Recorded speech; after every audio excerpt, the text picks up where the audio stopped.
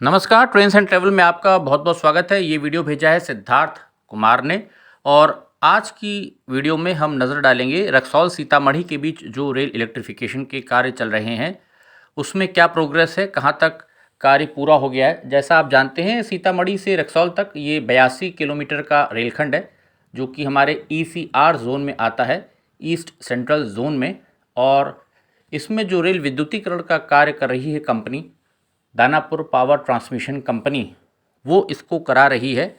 और यहाँ पर वायरिंग वगैरह का काम जो है लगभग अब फाइनल हो गया है, अंतिम चरण में है। और बिहार राज्य में भी जो रेलखंड फ़िलहाल बच गए थे उन सभी पर लगभग रेल विद्युतीकरण का कार्य जो है तेज़ी से चल रहा है, या प्रारंभिक स्टेज में आप कह सकते हैं। क्योंकि सरकार का, भारतीय रेलवे का जो लक्ष्य है, जितने भी हमारे इंडियन रेलवे में रेल नेटवर्क है वो सब 25,000 OHE के अंडर में आ जाएगा, ताकि विद्युत लोकों से ही रेलगाड़ियों का संचालन हो। ये पहली प्राथमिकता, पहली प्रायोरिटी है भारतीय रेलवे की, ताकि जो डीजल का खर्चा है, मेंटेनेंस होती है, बहुत सारी चीज़ों पर बहुत पैसा खर्च होता है, वो सारा पैसा बचाया जा सके, पर्यावरण भी साफ रहे, स्वच्छ रहे और तेज़ रफ्तार में सुरक्षित सफ़र मिले, यातायात अच्छा हो।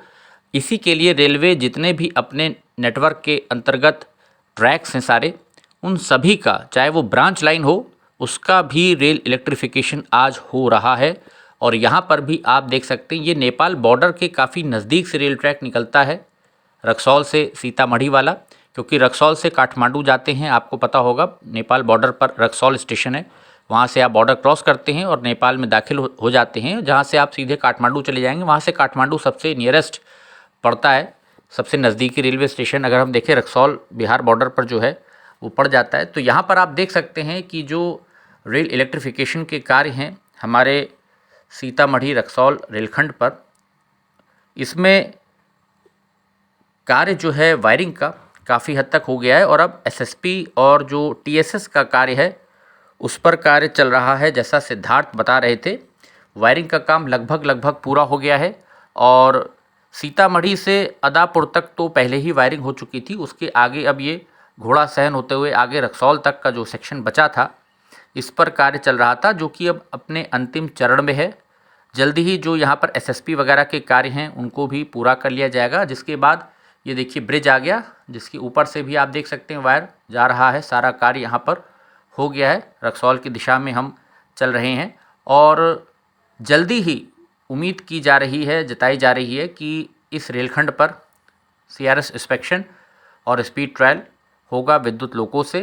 उम्मीद है दिसंबर तक हो जाना चाहिए, दीपावली के बाद ही जब भी होगा तो दीपावली के बाद ही उम्मीद करिए आप। और कोशिश होगी कि जल्द से जल्द इस रूट को भी पूरी तरह से इलेक्ट्रीफाइड जब ये हो गया है तो इसका CRS इंस्पेक्शन करा करके फिर इस पर जो रेलगाड़ियों का आवागमन है वो विद्युत लोकों से इस पर हो, तो उसकी कवायद चल रही है, उसकी कोशिश की जा रही है, ताकि जो ECR जोन का भी हमारे सेक्शन में डीज़ल का खर्चा है वो बचे। उनकी कोशिश होगी कि जल्द से जल्द यहाँ पर विद्युत लोकों से रेलगाड़ियाँ चलें, क्योंकि जब इलेक्ट्रिक लोकोमोटिव से ट्रेन्स चलेंगी तो कई रूट्स पर सुनने में आ रहा है कि रेलगाड़ियों की संख्या अब तभी बढ़ाई जाएगी। जो कोविड में बंद चल रही हैं या सीमित रेलगाड़ियाँ चल रही थी, धीरे धीरे हालांकि अब स्पेशल ट्रेन्स के रूप में रेलगाड़ियाँ वापस पटरी पर आ गई हैं, लेकिन अलग अलग जोन्स में अभी भी जो ट्रेन्स को बढ़ाने पर विचार किया जा रहा है वो रूट के इलेक्ट्रिफिकेशन के बाद ही उम्मीद कीजिए कि रेलगाड़ियों में वृद्धि होगी।